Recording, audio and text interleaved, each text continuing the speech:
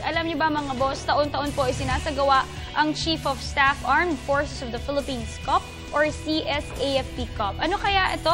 Malalaman natin yan this morning. Let us all welcome Lieutenant Colonel Harold Gabuno, Commander 7th Civil Relations Group, Civil Relations Service, AFP. We also have Lieutenant Colonel Dan Estraniero, Chief AFP EBSO, and Maricar Centeno, EBSO Scholar. Good morning. Welcome to Good Morning, Boss. Morning. Alright, umpisa natin. Since taon-taon nga sineselebrate itong Chief of Staff Armed Forces of the Philippines Cup, ano ito? Ang CSAFP Cup ay isang shooting competition na ginagawa ng Armed Forces of the Philippines upang makalikom ng pondo para sa aming mga scholar. Ito yung mga anak ng mga sundalo naming nasawi sa mga bakbakan. Okay, so yung proceeds doon, napupunta doon sa mga EBSO scholars. Yes, tama. Alright, sino pong mga pwede sumali dito sa CSAFP Cup? Open to sa lahat at ito ay 3-in-1. Meron dito sa July 3 ay ang all-military competition. Ang kasunod niyan ay Games of the General sa July 5 at yung tinatawag na main match ng level 3. So different categories. Yes, ano main yan? match. Pwedeng halo from military and from ordinary na mamamayan. Pwedeng halo-halo po yan. O, iba yung sa all-military, talagang military lang yan. Yung main match ay pwedeng civilians doon, pwede ring military doon. Magaganap yun sa July 4 to 6. So yung all-military is sa July 3. Alright, are there any qualifications or requirements na kailangan para maka-join sila? Una, yung passion sa shooting. Dapat marunong yung basic skills. Baka naman mamaya doon ka pa mag-aral mag-shooting. Yes, hindi pwede yung doon palang mag-aral. Ito ay isang competition para sa mga marunong ng bumaril. Like, may requirements ba na sila ipapass? Or may forms ba na kailangan i-fill out? Paano sila mag-register? Ang basic requirement nito, dapat licensed gun owner. At pangalawa ay meron na siyang gun club. At marunong na siyang bumaril. At ito ay, ang kailangan lang gagawin ay pupunta lang siya doon sa site, sa Arms Corps Firing Range. At mag-register. Magbabayad siya ng... Magkano yung registration fee? Registration para sa mga civilian ay 2,000. 2,000 Sa military pesos. at police ay 1,000. Not bad. Mag-e-enjoy ka rin naman at may matutulungan pa tayo. For Lieutenant Colonel Estraniero, ano po ba itong AFP EBSO naman na tinatawag? Ang AFP EBSO po or AFP Educational Benefit System Office ay ang opisina ng AFP na namamahala para sa mga scholarship programs ng mga dependents ng mga sundalo natin, lalo na yung mga namatay sa labanan. Alright, sino po bang pwede mag-apply dito sa scholarships na ino-offer ninyo? So, dapat anak siya talaga ng sundalo? Yes, kapag ang sundalo ay may asawa na, yung mga kung binata naman siya o dalaga, yung kapatid niya. So, where do we get our funds besides from dun sa mga ginaganap na CSAFP Cup?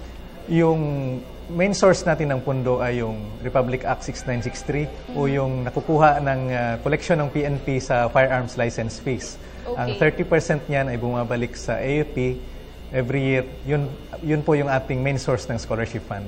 Alright, when you say scholar, EBSO scholar, ano yung mga provided para dun sa mga scholars? Meron pong covered sa kanila, tinatawag namin complete package. Meron pong source o nililibre yung kanilang tuition at saka meron namang stipend. Dahil sa hindi sapat yung ating pinagkukunan ng resources, yung pundo para dito, marami tayong mga partners na tumutulong sa EBSO. So, ang ginagawa naman natin, yung ibang pambayad sa tuition ay either sinasagot ng EBSO galing doon sa firearms license fees or yung iba ay sinasagot ng ating mga partners. Yung mga karamihan sa kanilang mga stipend o allowance ay galing naman sa ating mga partners. Kamusta naman po? Gano'n na karami yung scholars na hawak ng EBSO ngayon? Sa ngayon po, meron tayong 4,322 na scholars nationwide. Ang opisina namin na nagsimula noong year 2000, meron na kaming napatapos na 2,500 na ang dami graduates. Na rin, no? Ano to? Are there any, parang may inaano ba silang grade na dapat nilang minemaintain? Or depende? Basta kung EBSO scholar ka, regardless of? Wala namang depende mga requirements? Po. Ang generally, since hindi naman sila academic scholars, yung naging scholar sila kasi yung mga kapatid nila or magulang nila ay naging casualty natin. Kaya generally walang grade requirement. So more of allowance talaga yung binibigay sa kanila? Meron din pong tuition. Meron din tuition. Minsan nililibre ng mga partners natin tulad ng mga partner schools natin, partner institutions yung kanilang mga tuition. So ano pa ba iba nating activity projects or programs na isinasagawa para mas mapalawak pa at mas mapalakas pa natin yung mga gagawin nating activities para sa mga EBSO scholars? Una dyan, pinapalawak natin yung ating mga partnership. So meron tayong mga Memorandum of Agreement o MOA sa mga schools at mga partner institutions. Tulad si Maricar Centeno ay isa sa scholar natin. Siya ay scholar din ng partner natin yung Hero Foundation. Okay. So, kasama dito yung ating stakeholder management program, yung ating information and publicity, umiikot din kami sa mga units at katulad nitong activity natin ngayon para maipalaganap din natin, may disseminate natin itong programa ng AAP EBSO. Alright, we also have Maricar Centeno, isang EBSO scholar. Paano ka napabilang dito? Bale, yung daddy ko po, isa siyang soldier nga, Marines. Tapos, killed in action siya during all-out war, Arab's presidency. Tapos po, in-apply ako ng mami ko dito sa... So, bali, ina-apply po yung scholarship. Kamusta ngayon? Anong course na tinitake mo ngayon? Ano po, BS in Community Development po. Alright, so ikaw, ano bang mga message mo siguro sa mga co-scholars mo or mga advice na mabibigay mo sa kanila?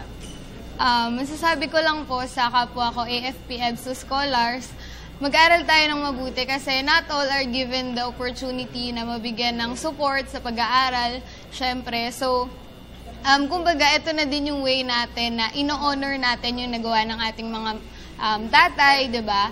And, syempre, someday, kaya natin pagbubutihin yung pag-aaral, tayo din maglingkod sa bayan natin.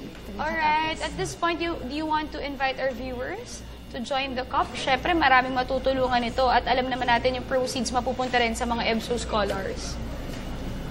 Manawagan ako sa ating mga kababayan sa sports shooting competition. Sali tayo sa CSAP Cup. Ito ay magsimula ngayong July 3 para sa all military, July 4 to 6 para po yan sa mga civilian na mga participants. At sa aming partner na ang Civil Relations Service Armed Forces of the Philippines ay sinisigurado namin na maging masaya at exciting yung event na magaganap ngayong July 4 to 6. Maraming salamat.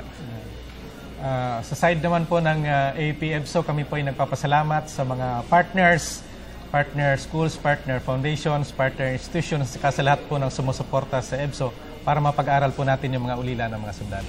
Alright, thank you so much for joining us this morning. Ayan, inuulit po namin, CSAFP Cup 2014 sa July 3 na at July 5. July 4 to 6. July 4 to 6. Ayan po, para dun sa mga mahilig mag-shooting at saka syempre para na rin makatulong tayo sa ating mga kapwa EBSO scholar.